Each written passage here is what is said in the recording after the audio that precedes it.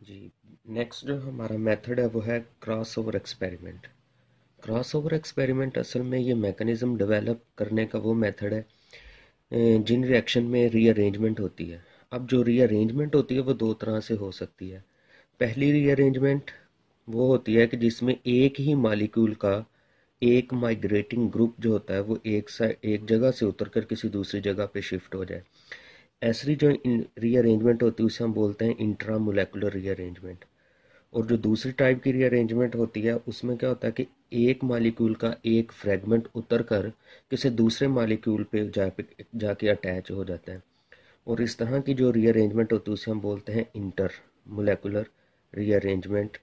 तो मतलब ये हुआ कि ऐसे रिएक्शंस जिनमें रीअरेंजमेंट होती है और उन रिएक्शन का मैकेनिज्म हम by the analysis of product करके ये इवेल्युएट कर सकते हैं कि उनमें इंटरमोलेकुलर रीअरेंजमेंट हुई है या इंट्रामोलेकुलर रीअरेंजमेंट हुई है।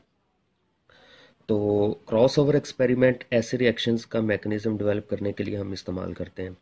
अब क्रॉस ओवर एक्सपेरिमेंट में होता क्या है कि हम दो तरह के रिएक्टेंट यानी कि जो एक ही क्लास ऑर्गेनिक कंपाउंड की एक ही क्लास से बिलोंग करते हैं लेकिन वो होते डिफरेंट हैं, उनमें सब्स्टिट्यूएंट का डिफरेंस होता है, नॉन आइडेंटिकल रिएक्टेंट्स को रिएक्ट करवाते हैं और बाद में प्रोडक्ट को एनालाइज करके हम ये वेरीफाई करते हैं कि जो अरेंजमेंट हुई है वो इंटरमोलेकुलर है या इंट्रामोलेकुलर रीअरेंजमेंट है। क्योंकि रीअरेंजमेंट में एक मॉलिक्यूल जो होता है उसकी फ्रेगमेंट्स माइग्रेटिंग ग्रुप जो होता है वो एज जब इंटरमीडिएट बनता है तो वो फ्री हो जाता है। अब उस फ्री माइग्रेटिंग ग्रुप जो है वो उसी मॉलिक्यूल पे जाके ऐड होता है या किसी दूसरे मॉलिक्यूल पे जाके ऐड होता है। तो इस तरह से हम ये फाइनलाइज करेंगे कि जो माइग्रेटिंग ग्रुप है वो इंटरमोलेकुलर रीअरेंजमेंट बना रहा है या इंट्रामोलेकुलर रीअरेंजमेंट डेवलप कर रहा है। तो अगर तो क्रॉस प्रोडक्ट बनता है after the analysis of products, अगर क्रॉस प्रोडक्ट बनता है, अगेन क्रॉस प्रोडक्ट का मतलब क्या है कि एक मॉलिक्यूल का जो फ्रेगमेंट है वो किसी दूसरे मॉलिक्यूल पे जाके अगर ऐड होता है तो इसका मतलब ये होगा कि रीअरेंजमेंट इंटरमोलेकुलर है। और अगर जो माइग्रेटिंग ग्रुप है वो सेम उसी मॉलिक्यूल पे दोबारा ऐड हो जाता है यानी कि क्रॉस प्रोडक्ट नहीं बनता, अगर क्रॉस प्रोडक्ट नहीं बन रहा तो इसका मतलब ये होगा कि जो रीअरेंजमेंट है वो इंट्रामोलेकुलर रीअरेंजमेंट है। फॉर एग्जांपल, इसकी हम एग्जांपल में भी डिस्कस करें, डैट इज क्लेजन रीअरेंजमेंट। अब जो क्लेजन रीअरेंजमेंट है इसमें एलीलिक ईथर जो होता है उसे हम कन्वर्ट करते हैं एलाइल अल्कोहल में, यानी कि allyl ether converted into allyl alcohol. और इस रीअरेंजमेंट में होता क्या है कि जो क्लेजन रीअरेंजमेंट होती है वो इन इंट्रामोलेकुलर रीअरेंजमेंट होती है, यानी कि उसमें जो पार्ट डिटैच होगा, जो माइग्रेटिंग ग्रुप होगा वो वापस उसी मॉलिक्यूल पे ऐड होता है, दूसरे मॉलिक्यूल पे ऐड नहीं होता। तो no cross product were obtained when two different ethers are heated. This confirms that the rearrangement is to be intramolecular, क्योंकि एक ही मॉलिक्यूल के ऊपर वही माइग्रेटिंग ग्रुप दोबारा ऐड हो रहा है तो लिहाजा इंट्रामोलेकुलर रीअरेंजमेंट होगी। फॉर एग्जांपल हमारे पास दो रिएक्टिंग मॉलिक्यूल हैं, एक है मिथाइल एलाइल ईथर और दूसरा है फिनाइल। आपने जो कंसीडर करना है वो ये वाला पार्ट है, दिस वन मिथा, एक साइड पे उसके मिथाइल ग्रुप लगा हुआ है, एक साइड दूसरा जो मॉलिक्यूल है उसके फिनाइल ग्रुप लगा हुआ है। तो मिथाइल एलाइल ईथर और फिनाइल एलाइल ईथर, जब हम इन दोनों को हीट अप करते हैं तो जो ये वाला मिथाइल एलाइल ईथर है वो एलाइल अल्कोहल में कन्वर्ट हो रहा है, यानी कि जो ब्लू इंक से लिखा गया मॉलिक्यूल है तो ये वाला जो पार्ट है ये यहाँ से डिटैच होके उसी मॉलिक्यूल की पैरा पोजीशन पे जाके ऐड हो रहा है, यानी कि मिथाइल एलाइल ईथर जो है वो मिथाइल एलाइल अल्कोहल में कन्वर्ट हो गया। और जो दूसरा रिएक्टिंग मॉलिक्यूल था जिसमें फिनाइल एलाइल ईथर है वो फिनाइल एलाइल अल्कोहल में कन्वर्ट हो रहा है, यानी कि जो रेड वाला मॉलिक्यूल है वो रेड में कन्वर्ट हो गया और जो ब्लू वाला है वो ब्लू में, यानी कि ये वाला जो एलाइल अल्कोहल है ईथर है वो एलाइल अल्कोहल में कन्वर्ट हो गया और जो फिनाइल वाला था वो फिनाइल अल्कोहल में कन्वर्ट होगा। इससे ये बात कंफर्म हो रही है कि जो प्रोडक्ट है एक ही माइग्रेटिंग ग्रुप जो है वो एक ही मॉलिक्यूल से उतर के उसी मॉलिक्यूल के ऊपर अटैच हो रहा है, तो लिहाजा इस रिएक्शन में नो क्रॉस प्रोडक्ट। और अगर क्रॉस प्रोडक्ट ना हो तो जो रीअरेंजमेंट होती है वो कौन सी होगी? डेट इज इंट्रामोलेकुलर रीअरेंजमेंट, इंट्रामोलेकुलर रीअरेंजमेंट होगी। मतलब अब अगर हम इस रिएक्शन का मैकेनिज्म लिखना चाह रहे हैं तो इसका मैकेनिज्म क्या होगा वो हम सपोज करते हैं। सपोज दैट इन दोनों में से कोई एक मॉलिक्यूल ले लेते हैं, मिथाइल एलाइल ईथर को ही ले लेते हैं। तो हमारे पास है that is allylic group CH double bond, methyl allyl ether, और इसके ये वाले जो ऑर्थो पोजीशंस को हमने ब्लॉक किया हुआ है। अब रीअरेंजमेंट हम इसकी डेवलप कर रहे हैं। सपोज दैट ये वाली जो पाई बॉन्ड है, ये जो एक्सपोज्ड पाई बॉन्ड है 2pz जो है 2pz, ये वाला जो ऑर्बिटल है अगर इस ऑर्थो पोजीशन के ऊपर अटैक करता है तो डेफिनेटली कार्बन ने 4 बॉन्ड बनाने वो पहले ही बने हुए हैं, तो ये वाली जो पाई बॉन्ड है that will shifted to oxygen, और जो ऑक्सीजन है ये वाली जो बॉन्ड है वो इस जगह पे शिफ्ट कर देगी। हमारे पास जो इंटरमीडिएट के तौर पे साइक्लोकीटोन जनरेट होगी इस वक्त, यानी कि ये बॉन्ड इधर शिफ्ट होगी तो ये आर्जी तौर पे साइक्लोकीटोन। बाकी दो बॉन्ड्स जो हैं वो अपनी जगह पे वैसे स्टिल है, that is a methyl group. और ये वाली जो कार्बन है इसको डिफ्रेंशिएट करने के लिए इसको मैं ब्लू कर देता हूँ, दिस वन। ये वाली जो कार्बन है ब्लू वाली कार्बन वो अटैक कर रही है इसके ऊपर, बेंजीन रिंग के ऊपर। ये वाली कार्बन आ गई जिसको हम ब्लू से ही लिख रहे हैं। अब इस कार्बन के एक साइड पे है ये वाला मिथाइल ग्रुप, इसको हम यहाँ पे शो कर देते हैं, और दूसरी साइड पे इसके ये वाला CH, और ये बॉन्ड इधर शिफ्ट होने की वजह से यहाँ पे डबल बॉन्ड जनरेट होगी। तो ये हमारे पास एक इंटरमीडिएट बन गया कि अगर एलिलिक डबल बॉन्ड जो है वो बेंजीन रिंग पे अटैक करेगी तो बेंजीन रिंग अपनी बॉन्ड जो है वो साइक्लोकीटोन में बन रहा है। अब इस इंटरमीडिएट में बेंजीन की जो स्टेबिलिटी है जो 3 डबल बॉन्ड की वजह से डीलोकलाइजेशन की वजह से थी वो लॉस्ट हो गई है। अब डेफिनेटली बेंजीन अपनी स्टेबिलिटी को वापस रिकवर करना चाहेगा, तो उसके लिए ये वाली अब जो नेक्स्ट दूसरी ये वाली जो बॉन्ड बन रही है CH2, ये वाली जो डबल बॉन्ड है ये इस पैरा पोजीशन पे अटैक करेगी, और ये वाली जो बॉन्ड है ये अगेन रेजोनेट करेगी उससे नेक्स्ट, और ये जो पाई बॉन्ड जो है बाहर वाली ये यहाँ पे शिफ्ट हो जाएगी, जिससे नेक्स्ट हमारा जो इंटरमीडिएट बनेगा। अब मैं इस कार्बन को ब्लू कर देता हूँ जिसको हमने अटैच करना है बेंजीन रिंग के साथ, दिस वन। अब ये एक डबल बॉन्ड अपनी जगह पे वैसे रही और ये बॉन्ड यहाँ पे शिफ्ट हो गया।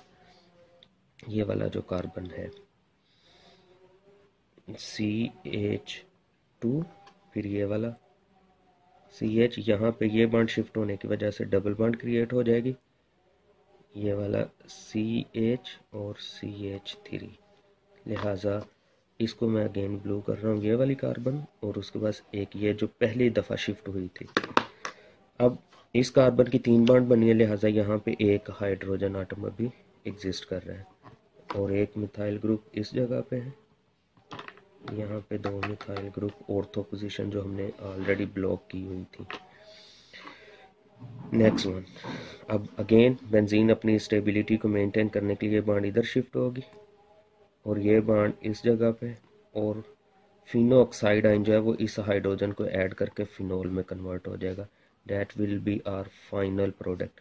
ये बॉन्ड इधर शिफ्ट हुई तो यहाँ पे डबल बॉन्ड, ये बॉन्ड इधर शिफ्ट होगी, ये एक दफ़ा नेगेटिव बनेगा और वो नेगेटिव बन के इस हाइड्रोजन को अपने साथ ऐड कर लिया उसने, दैट इज़ फिनोल। और जो एक बॉन्ड ऑलरेडी अपनी जगह पे परसिस्टेंट थी और यहाँ पे आ गया CH2, CH, CH and CH3। अब देखें इस मैकेनिज्म में हुआ क्या कि ये वाला जो एलिलिक पार्ट था इस रिएक्शन में, एलिलिक पार्ट जस्ट ऑक्सीजन से उतर कर इस जगह पे शिफ्ट हुआ है, ये दूसरे मॉलिक्यूल पे ऐड नहीं हुआ। तो इसका मतलब ये हुआ कि इस रिएक्शन में कोई क्रॉस प्रोडक्ट नहीं बना, लिहाजा जो क्लेजन रीअरेंजमेंट है इसमें जो प्रोडक्ट बन रहा है वो सिर्फ और सिर्फ इंट्रामोलेकुलर रीअरेंजमेंट की वजह से बन रहा है और इसमें क्रॉस प्रोडक्ट नहीं बनता। मींस तो क्रॉस ओवर एक्सपेरिमेंट से भी हम रिएक्शन के मैकेनिज्म को विजुलाइज कर सकते हैं कि ये रिएक्शन किस मैकेनिज्म के तहत हो रहा है। नेक्स्ट वन, जो अगला मेथड है मैकेनिज्म को स्टडी करने का, डेट इज़ स्टीरियोकेमिस्ट्री। असल में जो स्टीरियोकेमिस्ट्री होती है ये हमें बताती है किसी रिएक्शन की कन्फिगुरेशन क्या है। तो ये हमें बताती है कि रिएक्शन में जो रिएक्टेंट और प्रोडक्ट की कन्फिगुरेशन है, उसकी तरतीब है, वो किस तरह से बनी हुई है। तो स्टीरियोकेमिस्ट्री असल में ये डिटेल डिस्क्रिप्शन होती है about the configuration of the reactant and product. और हम फिर किन रिएक्शंस के ऊपर ये मैकेनिज्म अप्लाई कर सकते हैं, तो डेफिनेट उन रिएक्शंस पे हम ये अप्लाई कर सकते हैं जिसमें reactant more than one stereomeric form में एग्जिस्ट करता है, यानी कि एक ऐसा रिएक्टेंट जो एक से ज़्यादा कन्फिगुरेशन में स्टेबल हो सकता है। उन रिएक्शन का मैकेनिज्म हम स्टीरियोकेमिस्ट्री से ईजिली इवेल्युएट कर सकते हैं। अब होना क्या चाहिए कि it is necessary to know whether configuration of product is same as a reactant or different. यानी कि रिएक्शन जब कंप्लीट हो जाता है तो हम पहले रिएक्टेंट की स्टीरियोकेमिस्ट्री यानी कि उसकी कन्फिगुरेशन हमें पता होती है, और जब प्रोडक्ट बनता है तो फिर हम उसको इवेल्युएट करके उसकी कन्फिगुरेशन को डिटरमिन करते हैं, और फिर उन दोनों को कंपेयर किया जाता है। रिएक्टेंट और प्रोडक्ट की कन्फिगुरेशन को हम कंपेयर करके बता सकते हैं कि जो रिएक्शन का मैकेनिज्म है वो किस तरह से हो रहा है और किस तरह का उसमें मैकेनिज्म इन्वॉल्व हो रहा है।